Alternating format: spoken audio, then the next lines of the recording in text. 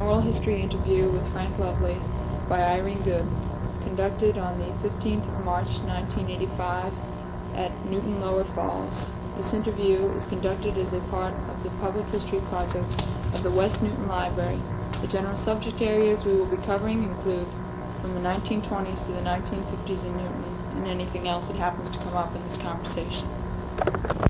The paper mill, where Gregorian's is now, was running back in the 20s up into the middle 30s. Because when I worked the police route, nights, 2 or 3 o'clock in the morning, you go in there the whole night just to get warm because they had the vats going, but the mixture for, they were making heavy paper, like heavy wrapping tape and stuff. And they were going, so that was like 35 and 36. And closed down shortly after that. It was vacant for quite a while, and then the Gregorian took it over for his bunk place. And there were some changes. The old church down here, the old Methodist church near the post office, that became quite abandoned, and the Greeks took it over for a while. Then the Greeks let it go, and Lee Loomis, the television guy, moved into it, kept it there, and then that had to go on account of Shipley's project. So they tore that down, and the parish house, which was down in back, was moved up here. John Young, been here for years, married into Jessica. He bought the house, and it's right here in Colgate Park. You can see it out my back window. And now that's just a parking lot. And there was the old post office. That moved up, and that was torn down. And you had the shed, which was torn down, and that moved down to the other side of the river into Wellesley. But the only thing left, there used to be a store where the post office and the liquor store is now, the Lower Falls line. That used to be a big store, candy store, and that had been changed long before the 20s. So the only other changes was they took the old house in the corner and turned that around, and then lost money doing it. It was government federal money. They spent something like $110,000, fix the house all up, tear it around so it would get the corner, and then they sold it for less than what they spent. That was done by the Daughters of the Revolution. Then we had a Dunkin' Donut that was built back of the side of the gas station, and a little store that Max Talon owned, which was a combination of market, beer and wine, and the bar room, Mary's bar room, which was famous here. And upstairs there were apartments. And next door was the gas station and a big retaining wall built about 1948, the whole length. When they were widening Washington Street. Then that all had to be torn down. They did away with Hamilton Street. That the old Rice Mansion, governor's house, was on. And then Atherton Place, which went up the hill and had about 4 more houses on it. It went up on a big hill across the street here. It was very, very high. And there was a big plateau up there with a meadow and everything. This was all trees and all sand. Marty Roach, we acquired the land off Mrs. Rice, who owned the estate. She lived in Springfield. He finished up there. He bought that from her, and then he bought the rest of the Basalotti land. They had taken all the gravel, the sand off it, and left it in a mess. Well, then the federal government and the state both get in, and under urban redevelopment, they took all his land, including some lots across the street, and these lots here and a few lots around the corner that the Massalottis owned, except the estate, after the old man died. And Marty, he didn't give him too much for it, so he brought him to court. About 8 years later, he got quite a few $1 million.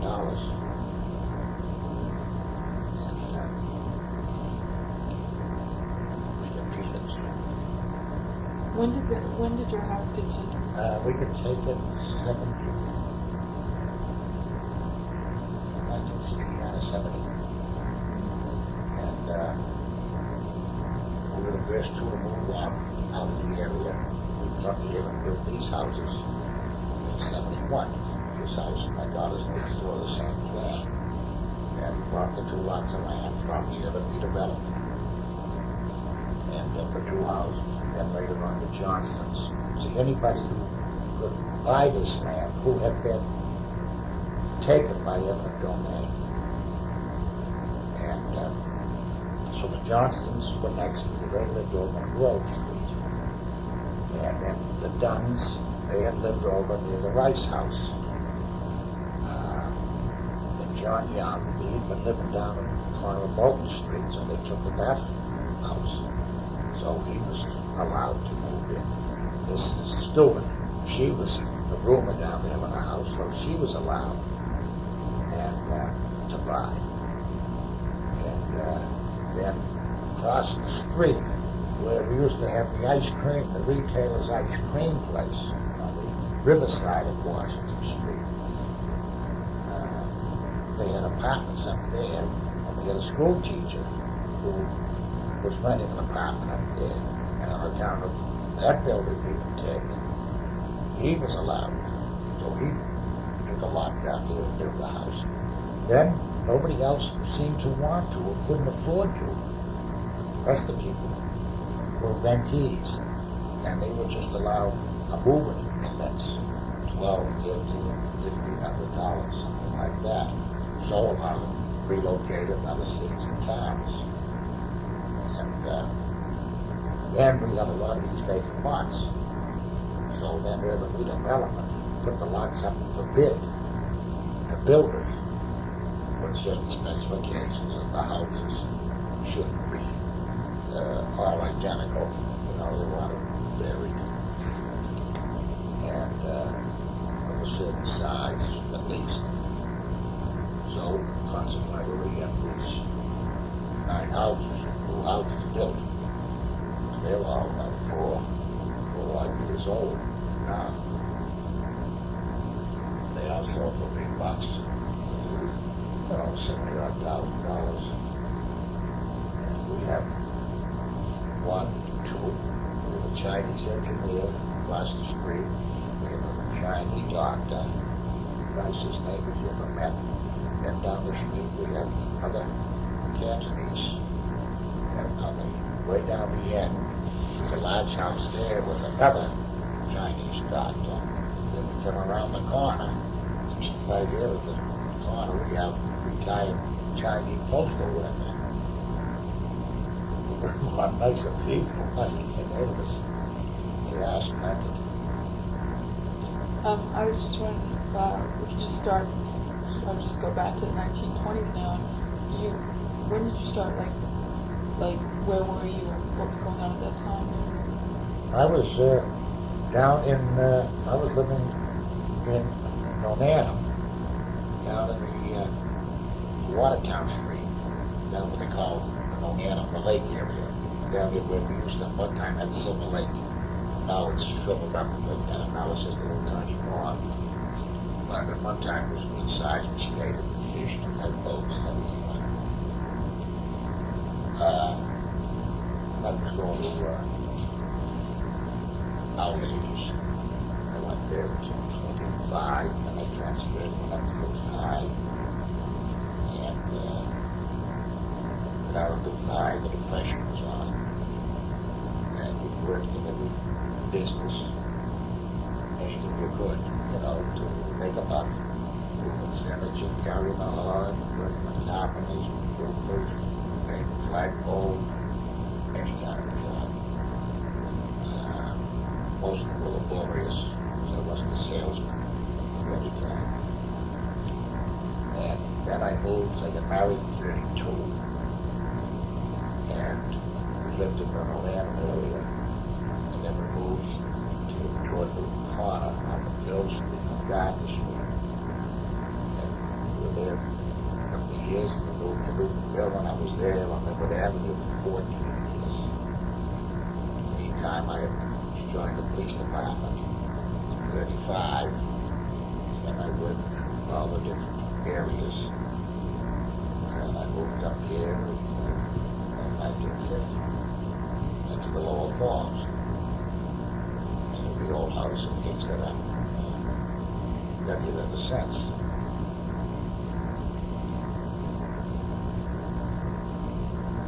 Now, there were a lot of shacks down here in the falls that they could get together. They took those all by everything, and they tore out the markets.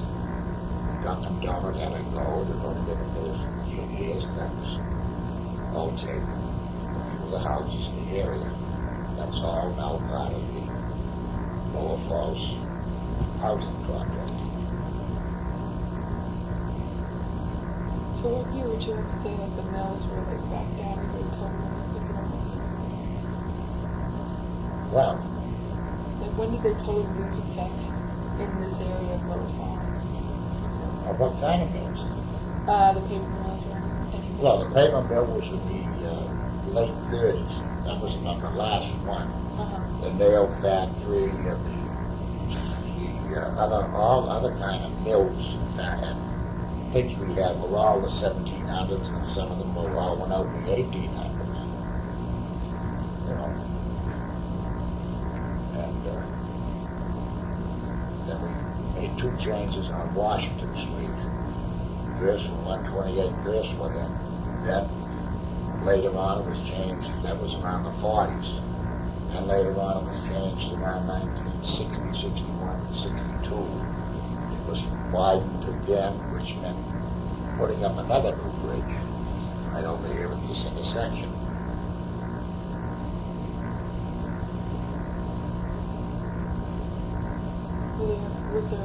Was the crime area in Lower Falls ever bad? Was it? Never had, we had a couple of families and kids that were little troublemakers, but there was mostly malicious destruction. And all the kids were good here. We had a lot of activity at the playground. Guys used to come up here and play against us, the Lower Falls teams.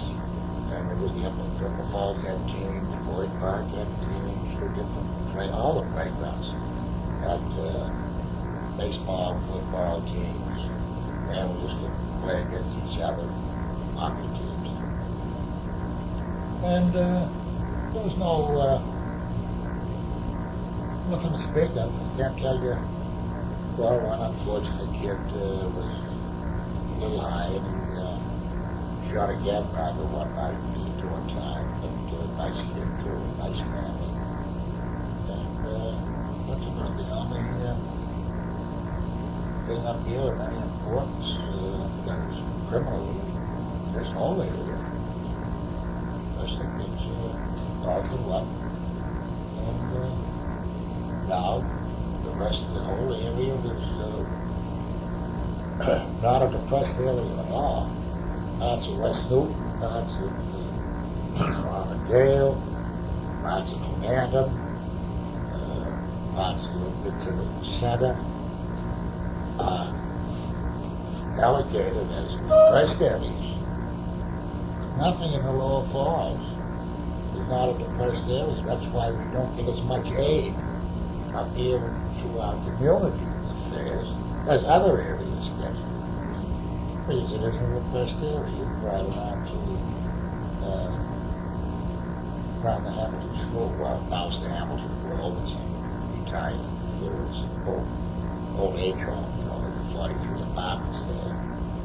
And we do run the Falls Ball. That's coming up in June the 15th. This is the 10th anniversary.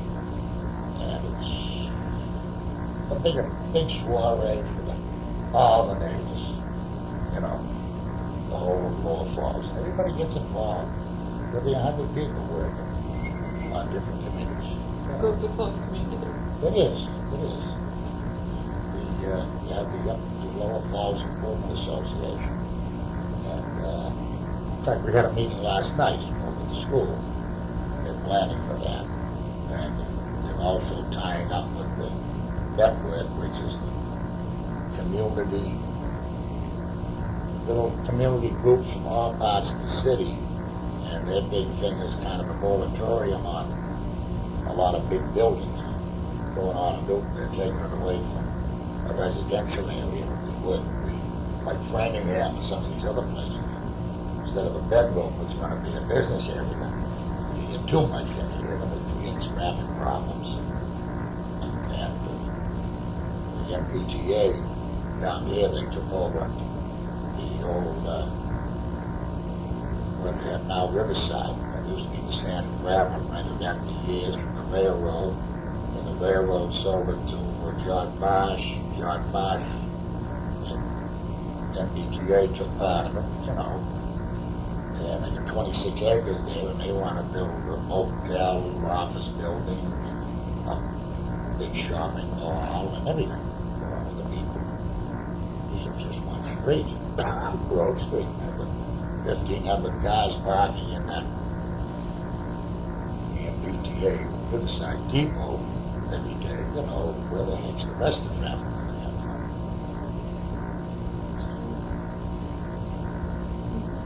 If you want to say something. Yeah, no, it's all right. We used to rank it here. There's a lot of school in there. Michael, right? Orange Colonial. Yes, Michael, and most of the people who were immigrated were large Polish number of people there. Poles rather than Litz. Both the ladies and the Polish lived both up in Upper Falls, but Lower Falls had more Polish immigrants. We're very close to the outdoor homes, and most of them went to my mother back then. But you know, we don't even have to see a store down here to buy a piece of meat or vegetables or if you run out of bread or go down here to the convenience store, you don't have a nice store, a place where you can buy a package of needles. Like 5 and 10. If you don't mind telling me, what did you do in like the 30s or 40s for like entertainment? Like, would you end up leaving, or would you stay around? Was there stuff besides like community get-togethers? Is there any place where you all got together like that? No, there wasn't too much then up here. Just your groups at St. Mary's Church. They always had big rooms, and across the river in Wellesley, but it includes this whole area for as far as the parish is concerned. St. John's. But there wasn't too much. You had to go to West Newton or Newton Con if you wanted to go to a movie. Or you had to join some club.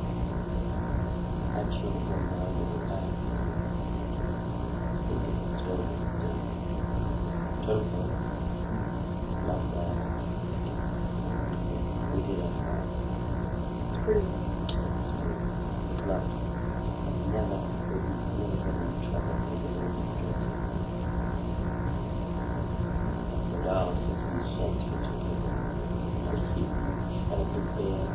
Well, I've seen it. Harry James something for $10 a ticket. You get I got those real big dams.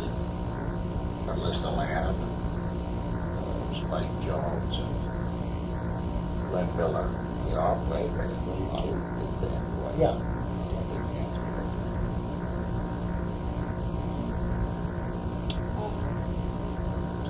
Would you say that you're happy with your move to another house? Although my children are pretty well through school, everybody's handling music. They graduate from the back, going to that brainwashed orientation in 66. Puts my name as St. Louis, UC High, UC, Notre Dame. Everything that we missed was being able to take back to school activities because to rely on home, most of the college, high school, and later I tried. But it was really difficult because we weren't much more social. There was no public school.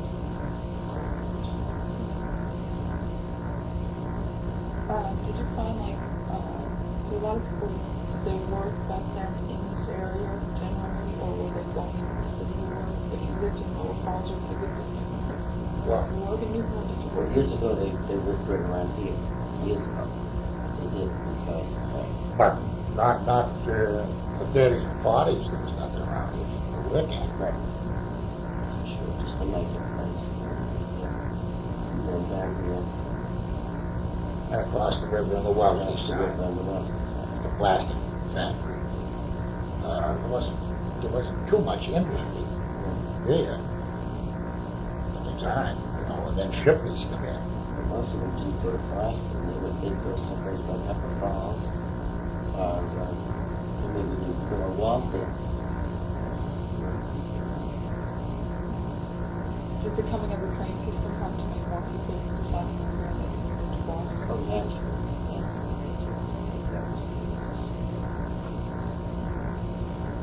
There's a lot of different two parts of the station. If you have money. So I would take back to the depression now for a second. It's not correct. You're married in the present. Married in. Right. Just the general living conditions, if you could, General living Day to day, conditions like- look good. You can make $5 a day, 20, 25, $30 a week. You go well off. Most rents will pay $18 to $25 for the house, apartment, did you live in a home or a apartment? the houses. And that high tall paid $40. Now 1940, the high tall moved through.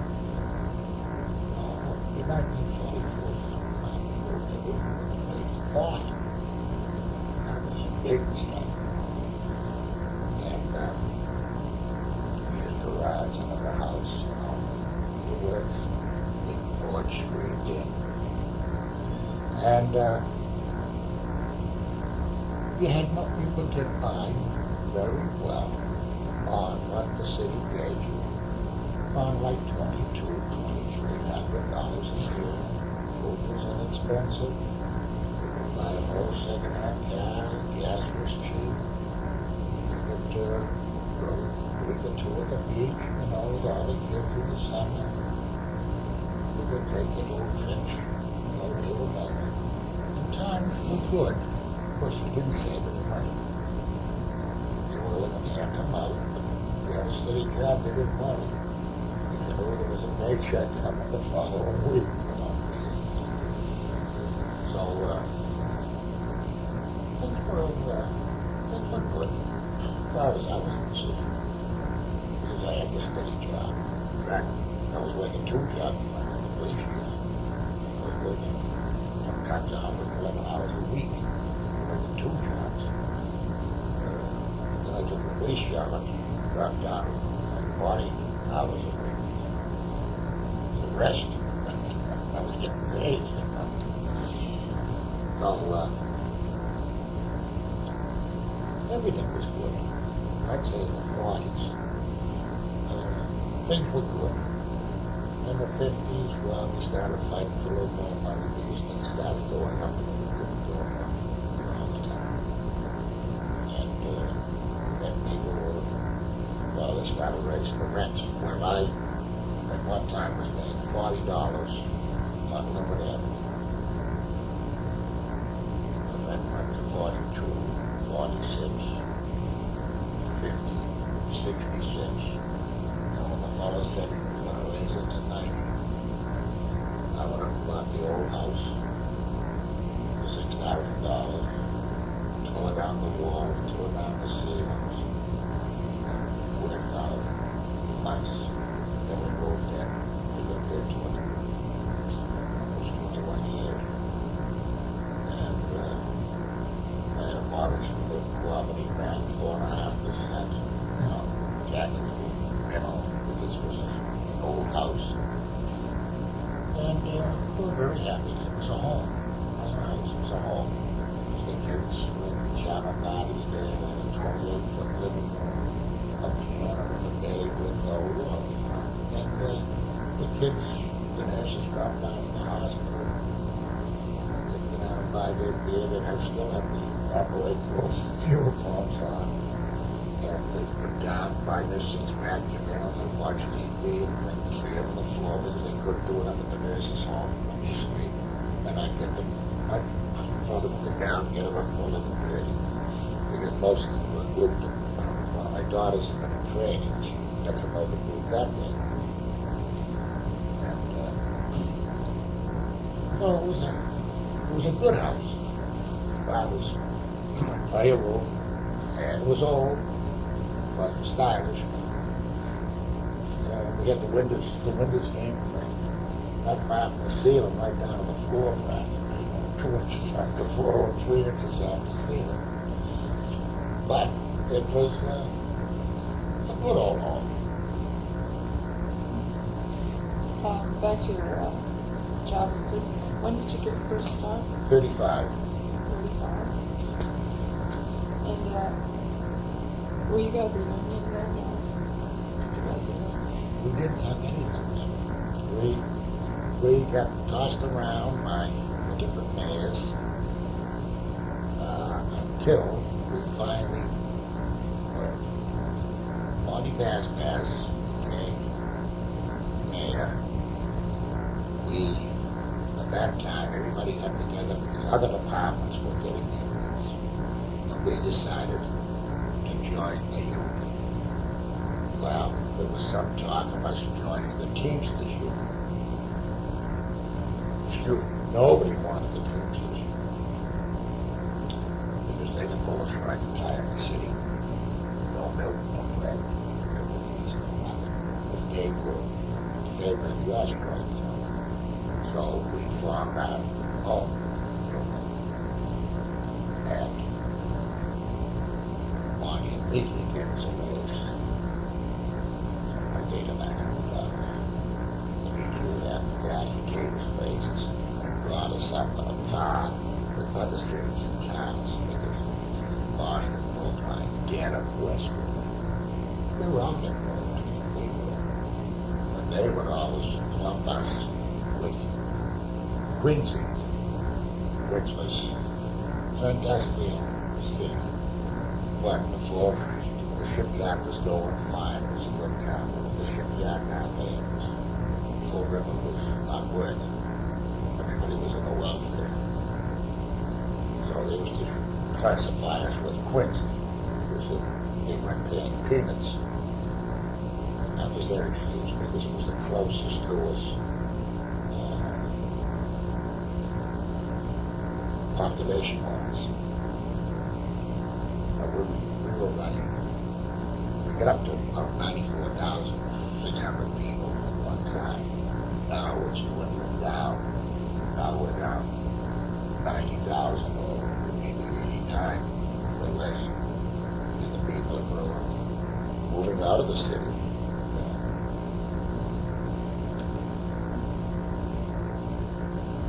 But there isn't, mostly everybody.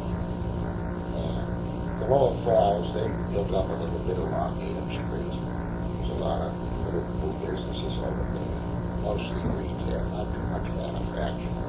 And that's other people reported. We have John Marsh over here, which 95% of them live out of the city. Only about 5% that work there. And live in the city, you know. And everybody has to take their cars or travel from all over Homestead. My daughter said there's people that they travel an hour and a half in the morning, an hour and a half at night to get to John Marsh. But they were with the company so long in Boston that to keep their job and their pension rights and their seniority, they gotta know where your job is. And if this John Marsh moves to Swan, like they threatened to, you know, a year ago, these people would have to go to Swan. And how the heck would you get to Swan? You know. With transportation, a lot of them are paying $3 or $4 car fare every day and more. So. Can I just ask you a question? Back to the 1940s, if you don't mind, with the coming of World War II, did that bring any changes to the area? Or what was the general feeling? The only thing that brought a few small little manufacturing plants. They built up, because the Raytheon exploded and became big. They took over extra places and they employed extra people. You know, a lot of the people in the city who worked in Raytheon, they all came in the Raytheon and moved on Chapel Street. In fact, the two brothers that started the Raytheon, the Spencers, they one lived back in the high school, the other lived in West Newton. Percy Spencer and Jack Spencer.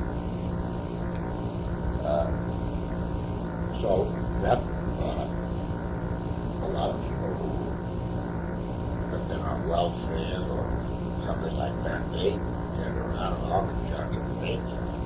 Then you got a lot of them.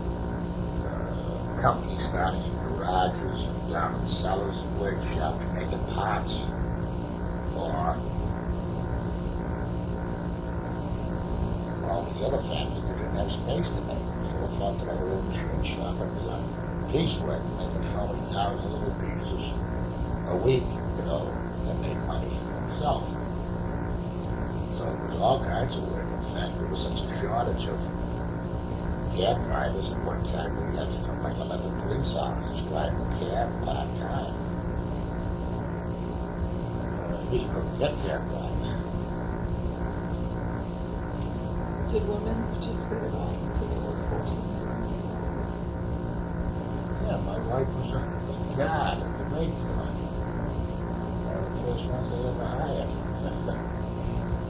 My sister later became a sergeant of the guard down there. And they kept them until in the secret rooms you couldn't go into. They had to check on the people going in and out of things. You had a special tag, you know, to get around the rooms. And that kept on a year or two after the war. When did your wife become a project?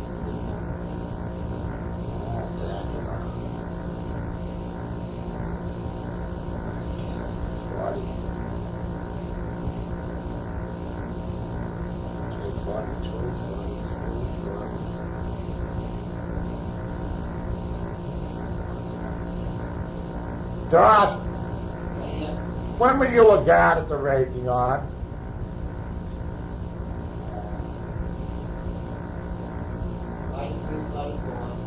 Is that when you were working there? Yeah. That was late 42. Yeah. That's right, mom escort all the dignitaries on the shots that he took from Washington.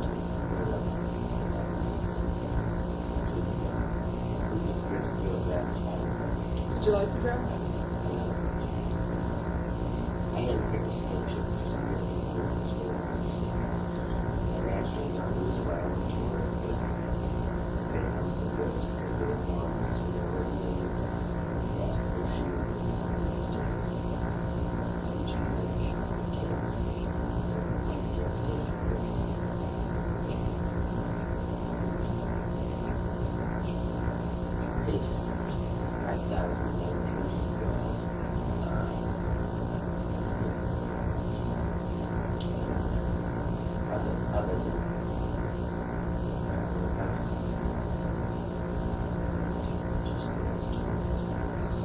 That's great. Was it hard to get into a medical facility or was it Oh, no, close? this is what my It was, that's right. So, when I took her in town, when she went in for the X-ray and all that.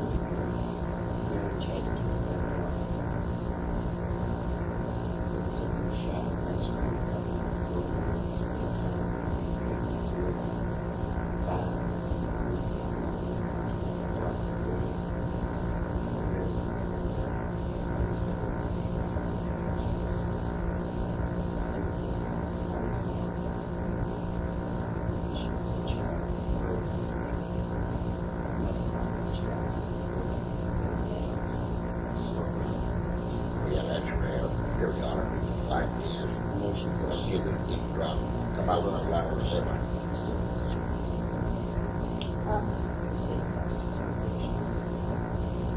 How old were you when you had kids? She was, 6 was my fine. youngest girl, she was 6. I got 7 and 1 kid. And how were they taking care of when you were working? Judy. I worked through Jude come over. I left in December already, and all your instruments drove me up and I got this new producers coming up. Then I'd be home. And then we do some nights. Hi, Cheryl. I think it was done by tape, so it wasn't too much. Don't swear. This is my daughter, Shirley. How do you do? Or sorry, I don't mean. I might be good. I'm sorry. Irene, what are you doing? Yeah, take low, news, not low calls.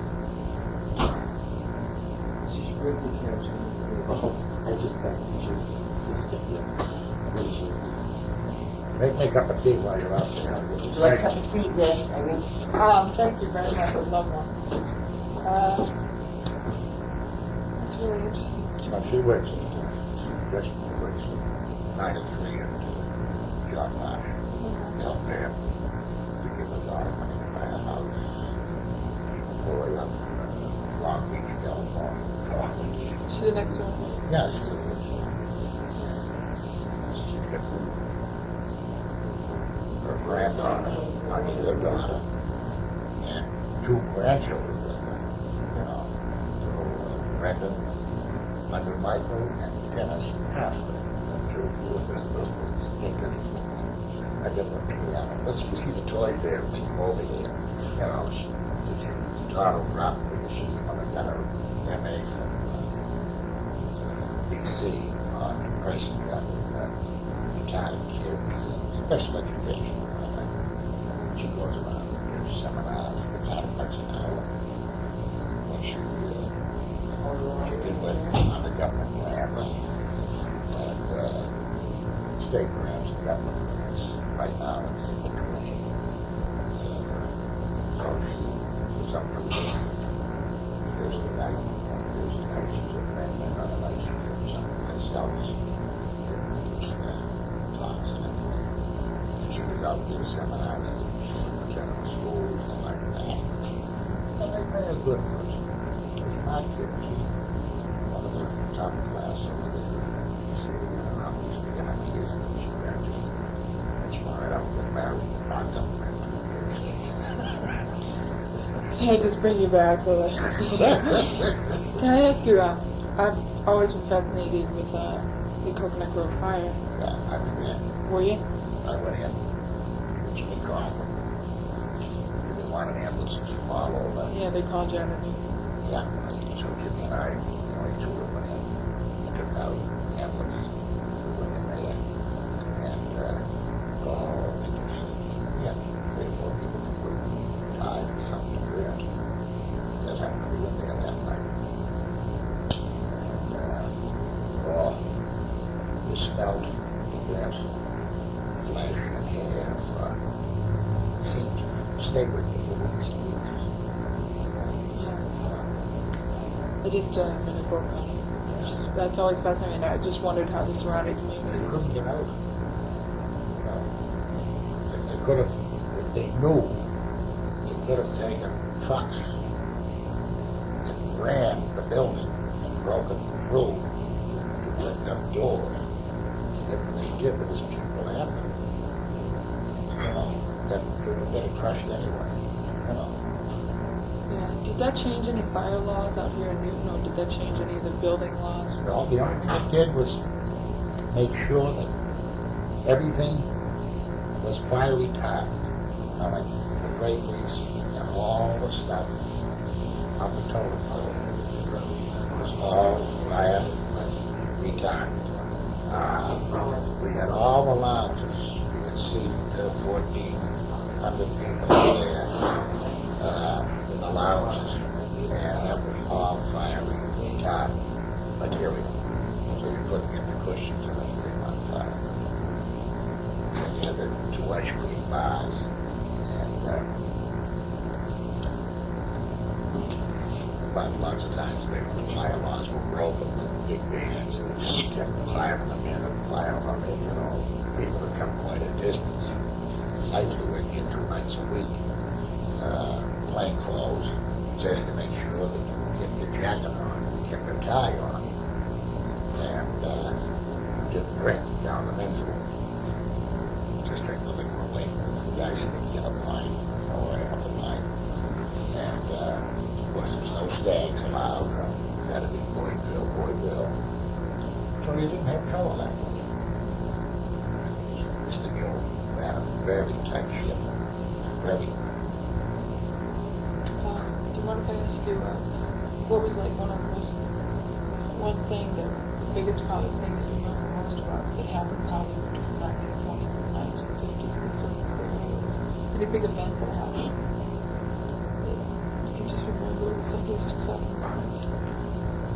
Well, we had 2 gas explosions. We had one on Waller Street, that was burned to death, right opposite the cemetery. That was in the early 30s. Then we had the house moved up from the gas leak on Hawthorne Street. I was working that morning. And we drove around the corner and get down the road. We could see the top of the house going right off. It was out in the middle of the street. There was an old guy up there hanging on the chimney. And all the way were broken bones and the real bed. He says, I got my uniform, my hair, my eyelashes and everything. Running in and knocking lumber and bureaus and stuff. The second floor had fallen down on the first floor. And I rushed in and take a deep breath, run in, knock some stuff away until I finally got her and dragged her toward a window and handed her out the window to a couple of bullets. The firemen were just coming down the street. And there was 32 buildings had damage in the area from that explosion. And it drove, they clamped the shingles of the house, to Rose's house. It drove the shingles right, you could see them sticking out of the wallpaper of the next houses. Drove right through the clapboards, through the plaster, that was sticking out of the wallpaper. What an explosion to do. And other than that, we haven't had too many.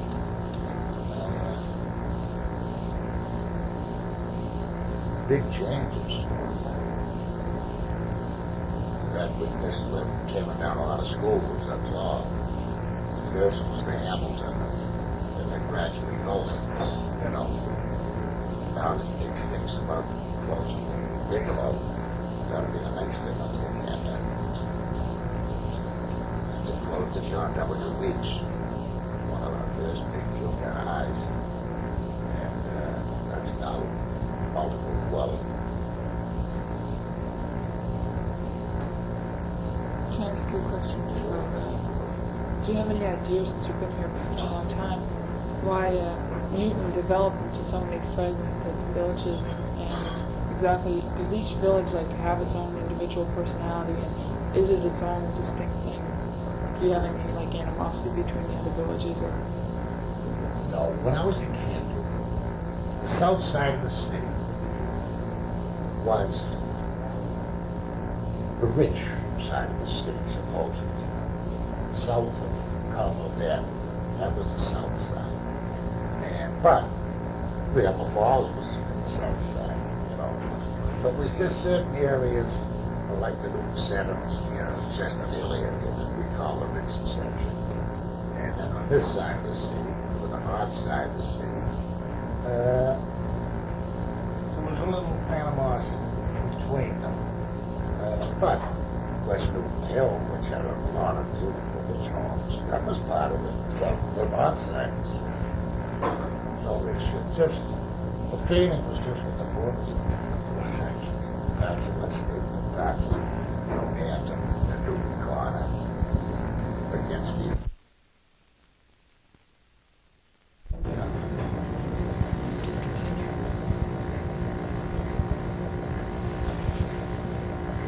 Until Oak Hill started to build up, you know, and that was a really nice area all the time. And after the war, Belmont came over, built 400 homes over in the sand dunes over there on the Denham Street. And,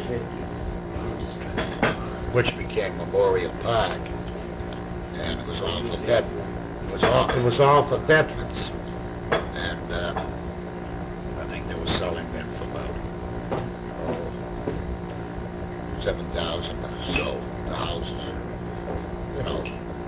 Now, Like a piece of frozen carrot cake. Cook crackers. Fine. Thank you anyway. in the Toast. in the meantime, Italian bread. in the meantime, the people have added dormers, added garages, put additions on them.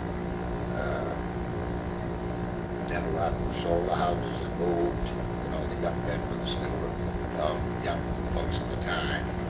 The houses got too small when they had too many kids, so they moved out. We built a Memorial School over there just for that purpose. Now we've rented out the Solomon Shelter because there's no more kids left there. And in that whole area, so that's rented out. Now we built a new round junior high, and we built the South High School. Now the South High School, they're talking about closing it. They've already taken Memorial, the Oak Hill School on Wheeler Road, and they're going to sell that. And they built a couple of the countryside schools, the Spalding School. Well, they're crowding everybody into them. They closed the Emerson, push everybody down to the countryside. So even though they're saving a lot of money, they're making an awful lot of bus trips. Because when they closed this school right down here, the Hamilton, they got to bus some of the kids to Angia or over to Williamson Armadale. So the school department has a big headache on, and if we get another influx of kids, you know, young couples staying here, getting more kids, we'll have to start building more schools. And I don't know where we're going to build them, where the land is going to be. We can get rid of this, get rid of that. the high school, and if they've abandoned them, but they don't know what to do with them. Here we get the big Levi lawn, a beautiful building, with additions, we're still paying for the additions to it, and where we've closed that, they don't know what to do with them. We have the Davis School in West Newton, they added a couple of $1 million to it, we're still paying for that, and now they're renting it for different societies, community affairs, and the like of that. We're still paying for it, you know. Why is Newton called the Garden City? Well, at one time, when we used to have the trolleys running for a nickel, you could go from Lake Street down to BC, come out, ride all the way up into Norwegian Park, went to the park for nothing if you stayed in the trolley. Well, as you rode back and forth at Con Avenue in the middle of the divider, you know,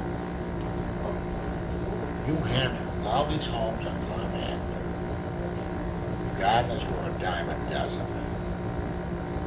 People were, maids were getting $7 a week, $6 a week. Most of them all live in maid, live in cook, live in seamstress, live in gardener, chauffeur. And work was peanuts, so that you could afford to keep your grounds well dressed and we did have a lot of beautiful landscape. And when you drove along there on Christmas, you saw so many Christmas ornaments and everything. And now, you go along there and you see 15 homes between the 4.5 miles it is from Virginia Park, or from the Marion Mountain to Boston College. You only see a few homes and decorations. And very few Catholics living on the street. I guess they can't afford it.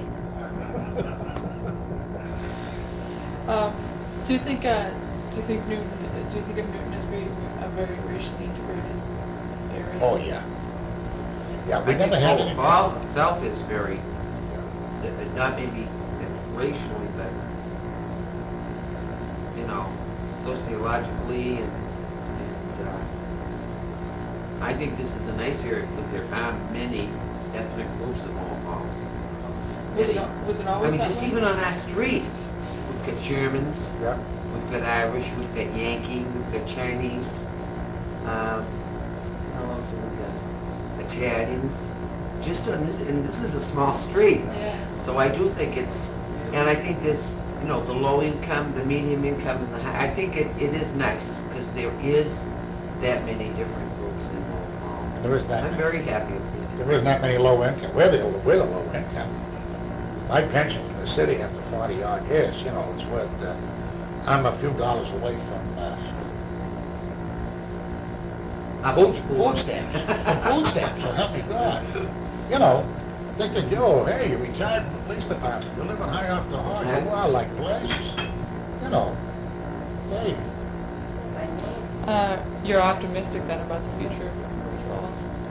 I think it's, well, you know, when I was little, I was brought up in other parts of Newton, and I didn't move up here till I was 19. When my parents moved up here, you know, we had lived in Newtonville all my childhood practically, and I thought it was god awful place, you know.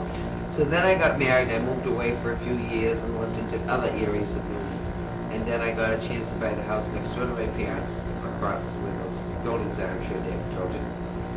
And I bought it only because it was a house I could afford, and it was next to my parents, so that was a big thing.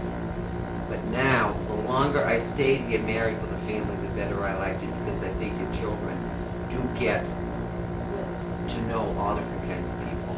It's not like just like living in Woburn with the doors.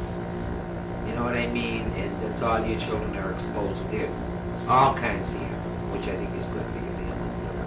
Now, the Woburn area was very exclusive Yankee for a long time. You know, now it's getting rich. And, but when I was a kid being brought up, we used to go around and light the fires for the Jewish folks, were all real Orthodox. They couldn't light a fire Saturday morning. They couldn't start the gas stove or do anything, you know. And I was brought up with Italians, French, Irish, and Jewish. The first little temple was down on Adams Street, down in, on Adams Street we call the lake. That was the first temple. And then gradually more affluent ones moved in, and they started the one over on Ward Street, the Temple of Emmanuel, and then we got the Temple of Shalom, and we got the Temple of Raham, and then we got two other temples on the other side of the city, you know. So everybody wants to be the big shot in their own temple. So they start another temple, you know, they say, oh, I'm conservative, I'm Orthodox, and this and that. But all in all, And it's funny how areas change that, you know, now you think of the lake, you think of the Jack. When you think of the lake, you say, most everybody down there is Italian, but my father said in his day they weren't all Italian. no, You know, it's funny how areas change. they only came there, the Italians came into Newton when Stewart brought a flock over from Italy, when he lowered the railroad tracks. That was like 1898 or so. And a lot of Italians moved into Newton, and then gradually they acquired property, and they were all living 5 and 6 in a room, and then they acquired property, and they sent for their wives and their kids and bring them over here. And they've been here ever since. It's 2 or 3 generations since. And we had a lot. Then we had a lot of on account of the factories along the river, we had a lot of French people coming in, and they were the weavers. They worked in the factories. And we had the rope mill, which is an old mill back in the 1800s. And certain was it worked the cordage mills, which is the rope mill. And they've all mixed and mixed, and we have never had any ration. We play with everybody, you know. Then you have the nice little colored village up in the west of, we call it colored in them days, not black. And there was about 90 families up there, and they were the nicest people. They all worked in the hills, a lot of them, and they brought their kids up to be nice and polite, all that. And a lot of them worked for the city, and we had a couple joined the police department, and he's one of the fire department. And everybody got along. You went to school with them, you sat aside of them, and you played football with them, baseball. Hey, everybody got along. There was no such thing as you're colored and I'm white and this guy's yellow. You know. It was just funny, not- I'll tell you a funny story. I work at Jordan Masters down the street, and there was an little Chinese girl working there. And her name was Joy. And I said to her, she was so adorable. If I was a guy, I would have asked her out. That's how cute I thought she was. You know, real little petite, the beautiful complexion. So it was the day the Pope came to Boston. It was, what, 2 years ago? So the Pope was here in town. And I went in her office, and she looked at me and she said, Sherry, my name is Shirley, but you don't say the else. Sherry, how come you're working today? So I said, why? She said, it's not holiday.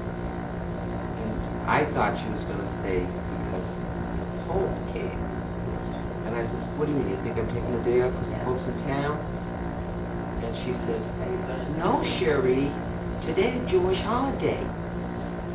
I said, oh, you think I'm Jewish? Because it happened to be a Jewish holiday the day the Pope came to Boston. So she said, I said, why do you think I'm Jewish? What made you think I was Jewish, Joy? She says, well, Sherry, you told me you live in Newton. Everyone in Newton either Jewish or Chinese. So I looked at her, I says, aha, Joy, you knew I wasn't Chinese. That cracked me up. Because now so many Chinese the past few years coming into it. But this area is very accessible. See, the Mass Pike, 128 North, 128 South, South Shore, North Shore, Framingham, Mass Pike. So now this is a nice area. One realtor told a woman down the street, this is an area now where people want to live because of its accessibility. I mean, we lost our little school, unfortunately, but there are other schools. You know, it's just the kids had to be bused. We were upset over that for a very long time.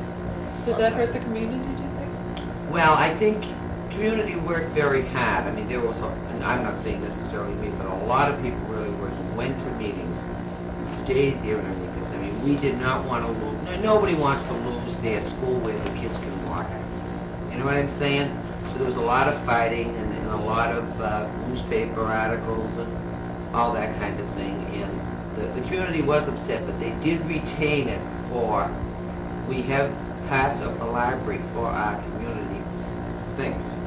And, you know, the kids still can go there and have their sports. They have their gyms. They have their gyms there. We have rooms that we use, like if there was, you know, which I think there was one last night. I was there. A community meeting. And so we retain that in order to keep the community together.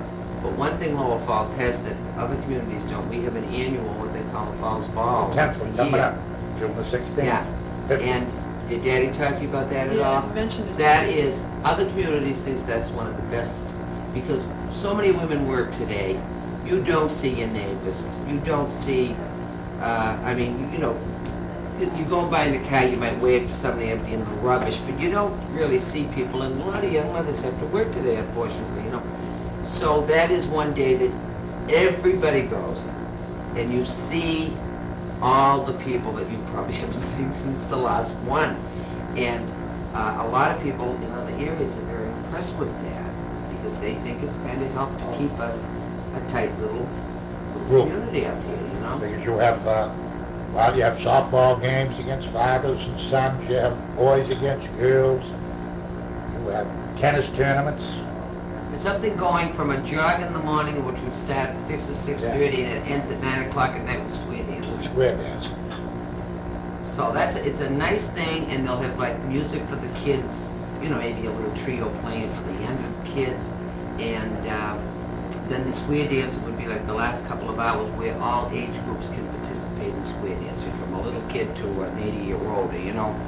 So You have Pino in the school building for the older women. people. It's really a nice thing, and a lot of people really, I think, are very impressed with that. Lobsters and steaks, dinners, you gotta buy your ticket. You have all kinds of tonic, you have cotton candy, you have Rides for the kids, they have a pony ride. Pony rides, Most kids, and, most kids today don't get that opportunity. they were talking about fireworks. A couple of the co-chairman, and I said, hey, you're gonna have a lot of trouble if you get too many fireworks down here with the houses, you don't have enough room. No. So I says, forget it, it's gonna cost you a fortune to get young Leone to come But up here. it's that is a nice thing. And then like another year, we had a big annual flea market. The whole school playground was nothing but, you could bring whatever you wanted, you could donate it. It was to, you know, raise funds for the thing. And everything went, of course, it wasn't your own money, but you donated whatever you wanted. So Mama donated stuff, he went down and brought the stuff back on. I can match that candle out. I get one home with sellers just Yeah, like so he that. brings back what my mother donated. He got and bought it, yeah. So things like that, I think do help to keep us a little bit, you know, together. And as I said, one realtor told one of my neighbors, she says, you know, you people live in a part of Newton that a lot. And see, coming from Newtonville, I thought Little Falls was the pits. You know what I mean? Because How old- Newtonville had so much. How old were you when you moved? I moved up here at 19, 19. and I had lived within walking distance to an elementary, a junior high, and a high school. I never had to take a bus to school all my life, because everything was, you know, right within walking distance. And Newtonville had a great deal, because there was loads of stores there. But when I moved up here, we had a post office, I didn't even know we had one, it was so small. I mean, I went by it probably for months before I said, oh, I know we had a post office, because it's about the size of a stamp. And that's all we had was the liquor store, the post office, the drugstore. Now we have a couple of more little stores down there, but not You know, it's not a big section. And it was the first post office in this city. It was the one in the lower Oh, was falls. it? Sure. Oh. But anyway, but as I said, once I, came here, and came back as a married woman with children, then I think I really started to like it, And I think mainly because your children were exposed to all, and it was all different income levels, which I like to see a kid grow up with knowing all kinds of people and all that, And so now I love it, and now I'd never leave, No longer I'm here, I said, Daddy, I don't think I want to. Now I consider my roots here. Well. With no mortgage, what are you going to do? Where are you going to go? I know, that's a consideration, but even about that, I do like it now very much. Well, I have to say thank you very much, both of you. I got a great interview, I think.